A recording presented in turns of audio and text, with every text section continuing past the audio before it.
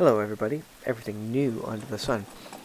This is a bit of a DIY project that I was doing, and it's not really a tutorial per se, but you can see what I did to install it as per all my other DIY sorts of videos.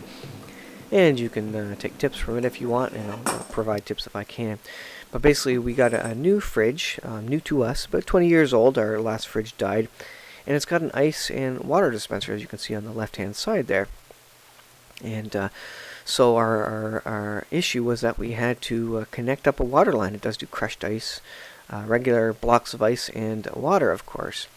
And so yes, it does have an ice maker in it, but which you have to keep it turned off until you get a water line. And in the corner of the kitchen that we have it, there's no water line, and it's nowhere near a sink. There's the ice box there, the ice creator, ice access. So it's a new feature. We've never had a fridge with water or ice machine before. So we're hooking this line up from scratch, and this is completely new to me. So what I found was at Home Depot, this kit, ice maker kit, I didn't know this existed. But you can get this for about $25, and it has everything you need to install a water line to your fridge or dehumidifier. Sorry, humidifier, not dehumidifier. So I was pretty impressed because I had just heard about this saddle valve actually from my dad. He said, oh, you should use this saddle valve, which is a special valve which just pierces existing copper lines so you don't have to do any soldering. So that's really slick. Now this did come with the copper hose, as you can see, all coiled up there, which I didn't. I probably would have preferred plastic, but all things considered, copper is healthier anyways. I was just worried it would be trickier to kind of bend and stuff without crimping it, so you got to be careful with that. But yeah, the saddle valve is a self-piercing valve that just kind of clamps over top an existing half-inch, copper pipe for your cold water, and you just screw in a thing, and it pierces the copper pipe for you. And so no soldering, no gluing, whatever. And this kit comes with all the fittings, the crush connectors. With the crush things with the nuts or whatever. So yeah, there's no connecting here. This comes with all the pieces that you need to connect it up. So here's the instructions. I do add an image after this clip here so you can read it. But basically, you shut off your water supply, you connect up the hose, you connect it to your fridge and to your cold water line. Check connections for leaks, and then you're good. You should be able to turn your fridge on, or at least the ice making part of it at that point.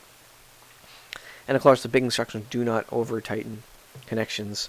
You don't want to do that because the connections are crush connections, so they crush the copper pipe to tighten around it. But it worked. So my first order of business, and this would have been a 20-minute install if it weren't for I had to actually go through an exterior wall because there's an addition on our house, and so the wall I'm going through here is actually the exterior wall. And so I had a 3/8 inch drill bit because that's the copper. That's the size of the copper pipe.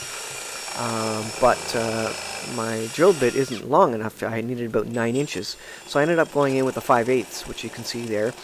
And then I went back with the 3/8 with a couple of extensions. I had to put 2 different extensions on to get it long enough to go through the whole thing. So you can see here I'm drilling from the kitchen back into a bathroom, which is in the old part of the house. It's a 100-year-old house, and so this would be the inside of the original 100-year-old house, but this would have originally been the outside wall, but there was an extension on for the kitchen.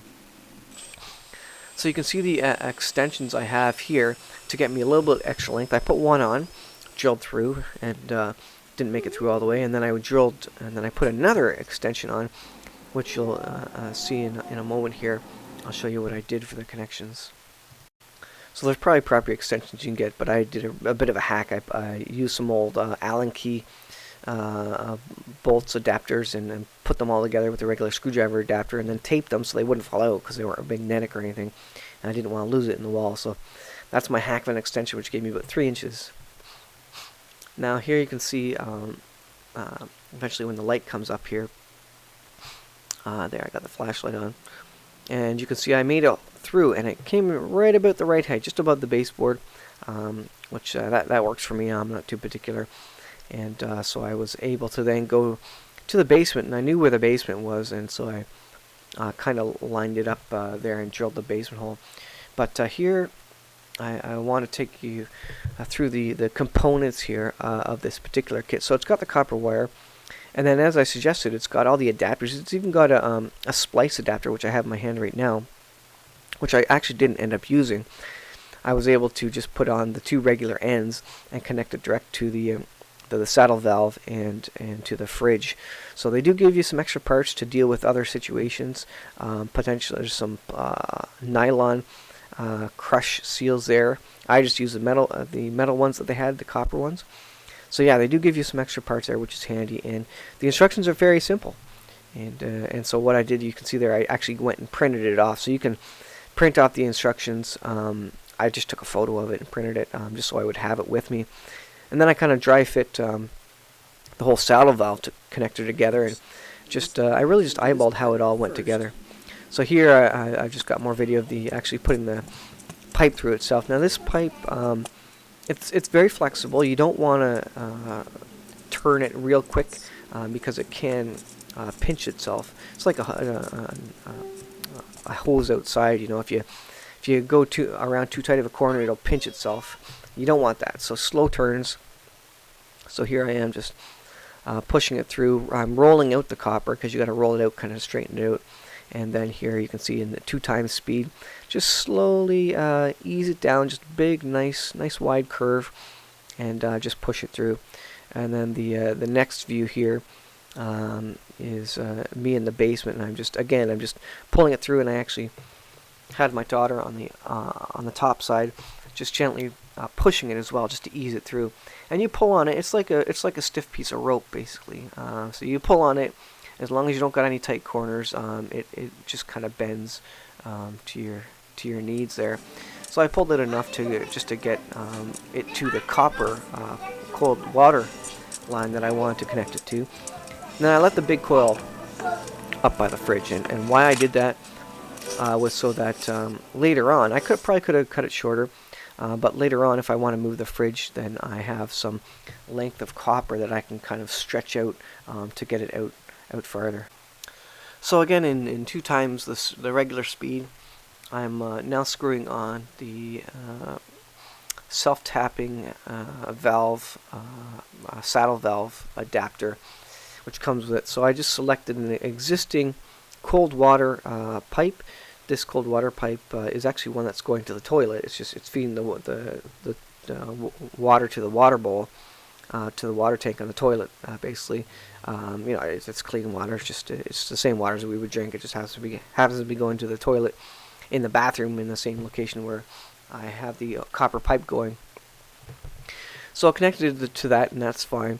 And I didn't shut off the water here. The instructions say to do so, but you know, if you have all the connections fitted, then technically, as long as you don't pierce the valve or start the saddle valve, then you're not going to have any issues with it leaking. I didn't have any issues, so I just made sure the crush connectors were nice and snug. You don't want to over tighten them like it says.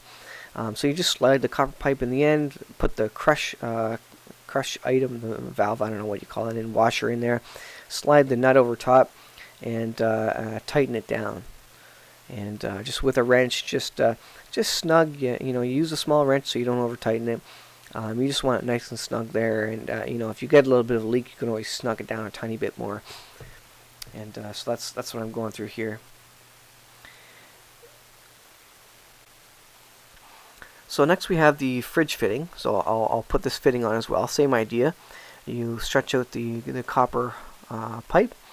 You slide it into the connector, and this is 3/8 fitting. I guess all fridges are standard for this 3/8 size fitting.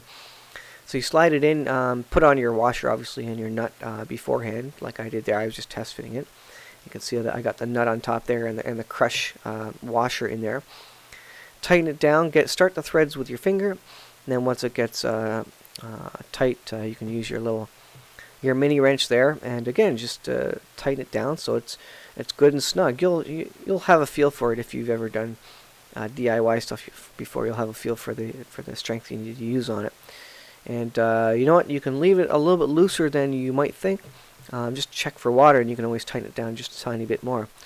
So I just got a still image of it just in the back of the fridge. And you notice the coil is nice and stretched out so that I can move the fridge in the future if I need to, or if someone wants to change it a little bit, they can. Alright, so I totally didn't follow the instructions. I did not turn the water off. I connected both ends here, and these are crushed on. So I'm now going to pierce this. I didn't pierce it before. So I'm actually going to try and pierce it. We'll see how it works. So like as I suggested, I didn't turn the water off here. But I got my fittings nice and tight, and I went ahead and pierced it. It does take some doing. It took about, a good 60 seconds worth of turning. And it takes a little bit of muscle, not too much. But it does go ahead and pierce it. And once it pierces, you can hear the water start running through, especially when you loosen off the valve. So you pierce it, and then you unwind it to let the water start going through. So now I'm just checking for any water, and then you can see we now have water. Now this fridge was sitting, and it is 20 years old, so definitely recommend that you run a lot of water through it, and ice, not just water, but ice as well, so that you can check for any scum buildup. Yeah, this kind of rinses it out. Oops. Just bits and bobs and floating around in there. So now I'm just kind of going back and forth with the cups, and this is actually a great job for your kids. The kids were very excited to try this, so you saw the junk in there. So I got the kids going, filling cups, dumping it out, taking turns, and basically rinsing out. There was a fair bit of scum that came out of it, because I think the tubes, there's actually tubes in the fridge, a whole big bundle of tubes, where the water actually cools down inside your fridge. So I think it was sitting for a while. The scum in there had dried out after 20 years, because it was sitting after the guy got a new fridge. And then finally, when we got the water in there, it kind of flushed it out. So do a good job flushing. I don't know if you can bleach it or not. Certainly not obvious how you would do that without causing trouble. There's probably ways to do it, but anyways, just run lots of water. This is the actual ice maker, and in this case, the lever needs to be up for off and down for on. So this is where I actually go and turn it on by pushing it down. And sure enough, it did start making ice. It doesn't seem to do anything when you first do it. This is an old Maytag fridge, by the way, dependability line Maytag. So everything works on it. I did not see any leaks, so this is where I went ahead and pushed the fridge back into location. It was full of food at this point, so I was putting my back into it, literally, and just sliding it kind of position. And again, this is why you give yourself lots of line, so that you can move that fridge around should you need to move it out to clean or whatever. So that's pretty much it. Get the kit with the self-piercing saddle valve. It's an all-in-one kit, 25 bucks, and everything worked for me. It would have been a 20-minute job if it wasn't for the walls I had to drill through. But a very good success for this DIY project. We got water, and we're still just running the water through it to clean it, but otherwise it's good. So thanks for watching. Hope that helps, and we'll see you guys in the next video.